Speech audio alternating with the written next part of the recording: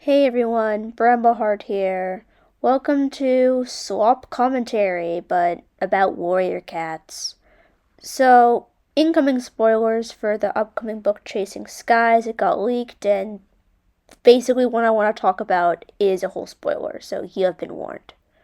Alright, so in the new book, Brambleclaw passes away due to sepsis. As somebody who likes Brambleclaw and named my cat after him, he's been my favorite since I first read the series way back in 2013. He has a special place in my heart. It's really sad.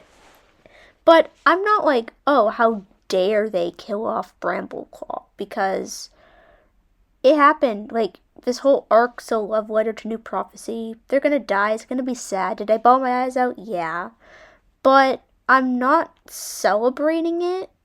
And I kind of find it weird that people are doing that. You're allowed to not like a character and be like good riddance, but I'm seeing people on Tumblr and Twitter posting it like it's some evil politician who died, and it's just a fluffy cat.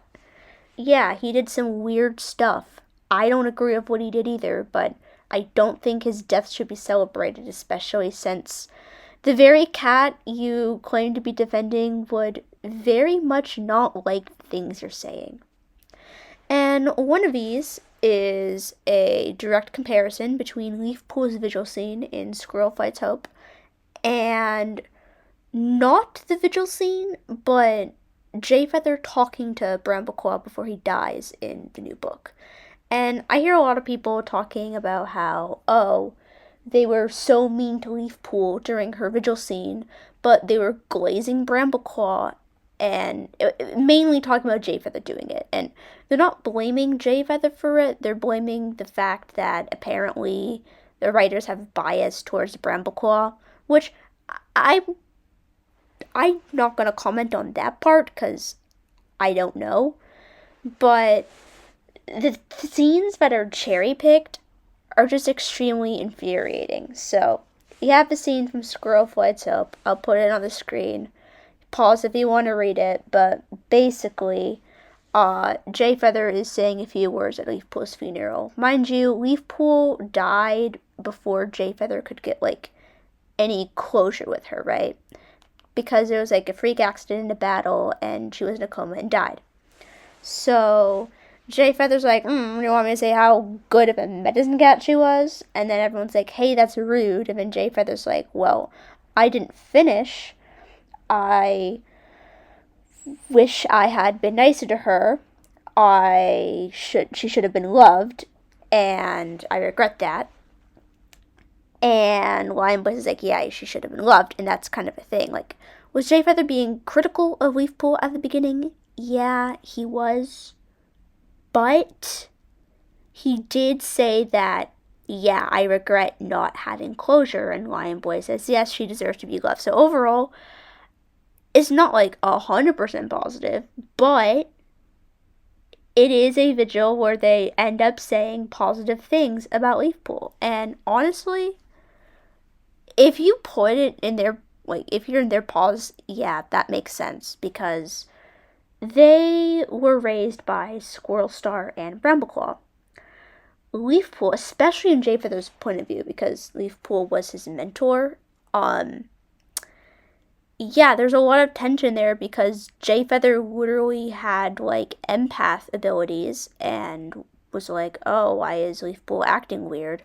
Turns out she's my mom and I never got to figure it out and my whole life is a lie. Like, yeah, you're gonna have harbor some emotion towards that. I think that's pretty normal. Meanwhile, there's a scene from Chasing Shadows, which I'm also putting on screen right now, where this isn't a vigil. Brambleclaw is still very much alive, and Jayfeather is managing to speak with him, almost as if he learned his lesson and is having closure with his dad while he's still alive. And honestly, this scene's very sweet, very Jayfeather. They did a very good job with Jayfeather's character here, and how he kind of learned from his mental health crisis when Leafpool died, which this the people on Tumblr do not mention. They do not mention the fact that Jay Feather actually did struggle with Leafpool dying to the point where they had to stage an intervention. So, that's there.